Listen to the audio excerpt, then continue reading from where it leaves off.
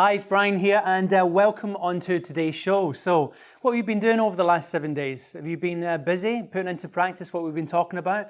Well, I hope so. And actually, I've got a special announcement to make on this show because some people have been saying that they've noticed people in the background here, in those offices in the back. Now, all I can assume is that they're aspiring actors trapped in some dead-end job they don't want to be in, and they even want to hear what I've got to say about acting all the way over in those offices.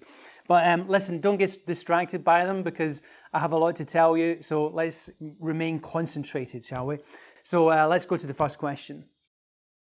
Is drama school still the best option for actor training in today's industry, or are short courses the way to go now?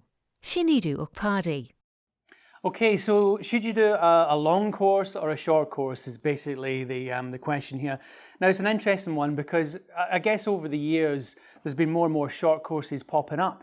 And also we have the longer courses. Now, at the end of the day, if you're looking to get into the profession, agents and casting directors, they always want to see that you've taken your training seriously. They want to see that you've been trained by professionals and that you've done it for a considerable amount of time.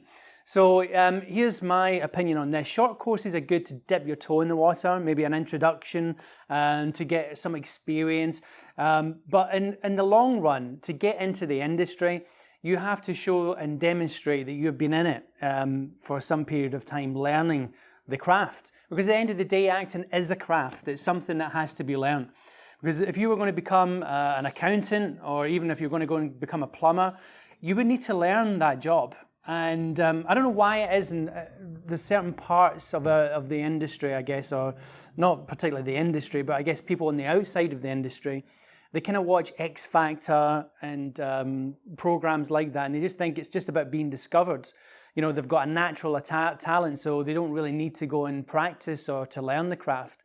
That's a real big mistake that people fall into, that some people fall into, and I don't think you should go down that road. So here's the thing is, use short courses to dip your toe in the water, but you've got to go and do at least a year, I would say, an acting school, if you want to be taken seriously within the profession. And that's important because casting directors and agents, their livelihoods are on the line, and they have to make sure that they're casting the right people. And they don't want to take chances and risks on people that haven't trained. So if you went and done some long-term training, they'll feel confident in you, and you've got much higher chance of being seen, and indeed being successful within the industry. So there we go. I think that answers that question. Let's go to the next one. How long should I stick with one sense memory before trying a new one? Kyle. Okay, so a real method acting question here, a really good one. Because it's really only in method acting that we deal with a thing called affective memory. And we are looking to train ourselves to become emotional on demand within method acting. So that when you turn up on set or you turn up on stage, that on demand for when you really need it, you're able to become emotional. So how do you do that? Well, the way that we do it in a method is that we use our senses and our memories. So I'm sure you've probably experienced this already in your own life. You might have had a piece of music that you've heard that's suddenly taking you back to a period in your life. Maybe it reminds you of someone or an event or a situation that's happened to you. Well, that is like a sense memory. And what method actors do is they recall those experiences deliberately in order to produce a certain emotion. So what Kyle's asking here is, how often should you practice them? Well, this is what I recommend. With any sense memory, you should do it every day for a month before you think about changing it or swapping it out. And the way that you work on a sense memory is that you kind of begin with closing your eyes and recalling the experience, whatever that is, in detail through your senses. What did you see? What did you smell, taste, touch, the sound, the visual, everything about that event? And you slowly go through the whole thing, a bit like when you're dreaming, really, right? You kind of got your eyes closed and you're going through that experience. And what happens is that because that's how you experience the first time around, that's what begins to happen again. The emotion that happened at that point starts to reoccur, which is great because that's exactly what we're looking for.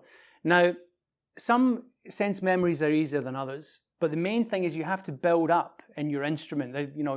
I call you your instrument, basically your mind, your body, to be able to do that consistently on demand.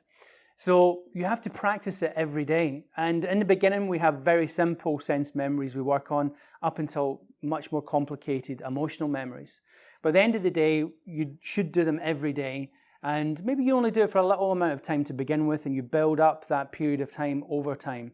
But certainly doing it every day for 30 days is a good idea so that you have a real in-depth knowledge of that particular memory, that sense memory, before you move on to the next one. So I hope that answers your question, Kyle. Let's go move on to the next one. How do you deal with jealousy within the industry? Anonymous. Okay, how do you deal with jealousy? Well, this is an interesting one, isn't it? Well, we have to ask the question, where does jealousy really come from? I guess when somebody's jealous of you, they're looking at what you're doing or how you are, and they really admire it, actually, when you think about it. And that's really where the jealousy is coming from. There's something that you're doing that they would like to be doing or they admire.